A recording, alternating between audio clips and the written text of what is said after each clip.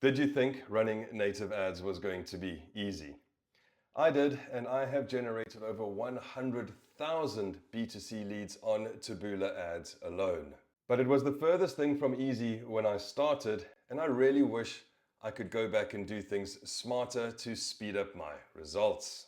So, to help make running your native ads 10 times easier, I'm going to show you the 3 most important steps to focus your conversion rate optimization on. And if at the end of this video you don't get at least $1,000 of value, please feel free to flame me in the comments, because I am going to deliver gems, diamonds, and truths that, if you are not using in your native ads campaigns right now, are going to make all the difference and allow you to scale profitably. Number 1, ad campaign images. Have you ever noticed the magazine covers at your local supermarket? The next time you go, have a look, and what you will see is that 70% of the covers have got ladies' faces on them. Now, this is super important because it turns out both men and women prefer looking at the faces of ladies. If they had puppy dog faces on because they converted the best, I guarantee you all of us marketers would use puppy dog faces, because what we do is we put out ad sets, we have a look at which ones perform the best, and then we do more of the same. It's a pretty straightforward strategy. Take a look at these examples. They all have the exact same headline, they all go to the exact same landing page, but look at the cost per lead. They are remarkably different. Why? What is the only thing that is different? The images. So your images can make a huge difference in your bottom line and how much profit you make with native ads. Secondly, and especially on Taboola Ads, you need to upload images frequently and rotate out the losers. Think of it like this. If you manage a football team and your star players start slowing down, start fatiguing, what do? You don't run them into the ground and completely destroy them. No, you substitute them. You bring in fresh players so that they can keep up the same momentum, keep up the same performance. And the exact same is true with native ads. This is how I manage my images. Every 72 hours, I upload 8 new images. Of those 8 new images, typically only 1 to 2 perform well, so I delete the other 6. This means I am constantly adding good images to my foundation of players. So if I ever need to substitute in and out, it's easy for me to do so, and I've got a really good asset base of proven winners to do it from. Number 2, landing pages. Please tell me you're using advertorials like a sane person and not trying to play tennis with a baseball bat. What do I mean? I mean, obviously native ads are not the same as Google ads, so you can't use the same landing pages, right? With native ads, for the most part, your visitors are coming from news sites. They are in a reading mode. So you need to send them to an advertorial that seamlessly continues the experiences they are used to. You don't need to shock them by sending them to some random landing page. You want to keep them in the reading phase. I'll cover how to set up advertorials in another video because it's a whole science by itself. But I wanted to stress the point that you have to send your traffic to an advertorial and not a traditional Google Ads style landing page. Now, when people land on your advertorial, the 2 most important things that drive action are the headline and the hero image.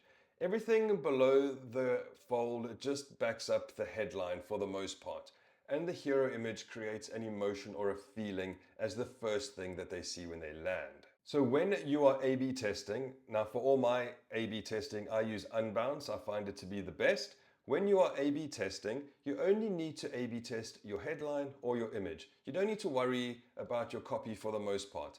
A/B test one or the other, the headline or the image.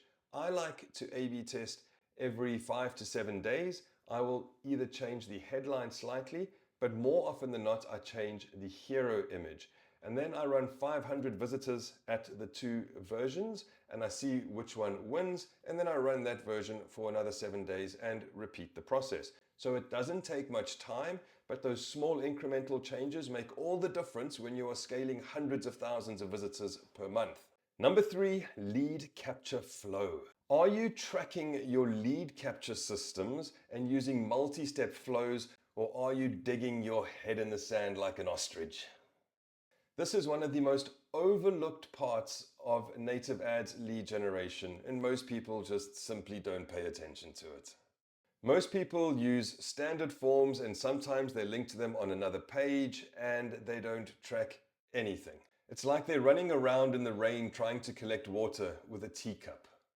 Here are some things to consider in my experience. Number 1, multi-step forms outperform long basic forms. Getting the user to make small micro commitments like answering very basic questions builds momentum, and any time that I compare a short multi-step form, I don't like to use more than 10 questions, and I always show the steps so the user knows where they are in the journey. Every time I use this system, it outperforms using one long form. And also, I don't send the user to another page, I keep that form on the page below the advertorial. If you don't have a system for this, use Hayflow.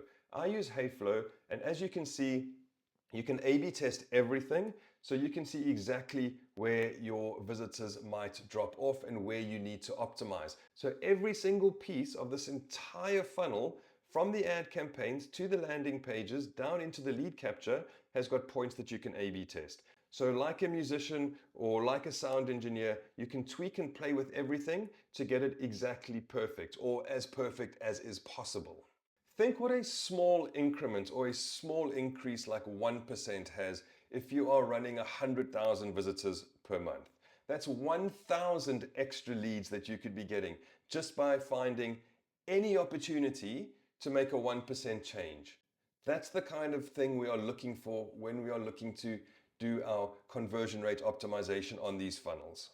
So let's summarize the 3 most important steps. Number 1, add campaign images. Start with using ladies' faces, upload new images every 72 hours, monitor your poor performers or dying ads and substitute them out. Number 2, landing pages. Use something like Unbounce so you can do your conversion rate optimization properly, and you are going to look at changing headlines and hero images every 5 to 7 days, running traffic at it, and then choosing the winner and scaling accordingly. And number 3 are the lead capture flows. I use Hayflow, Heyflow, and it is fantastic, and it integrates with everything from Zapier to Slack to APIs to whatever you need. So if you get these 3 moving parts of your native ads funnels right, I completely believe that you are going to get better results than running on Meta ads or on Google ads. But let me know your thoughts in the comments, and if there's any piece in particular that you want more information on and want me to do a deep dive on, let me know too. My next deep dives are going to be around creating images, about creating advertorials properly, and about how to set up those lead capture flows. So guys, I hope that you got at least $1,000 of value out of this. I hope that you were not using some of these tips in your funnels, because now you can, and you can reap the rewards. But if not, flame me in the comments. Let's have an open discussion. I'm here to help the best I can. So good luck, and I look forward to seeing you in the next video. Cheers.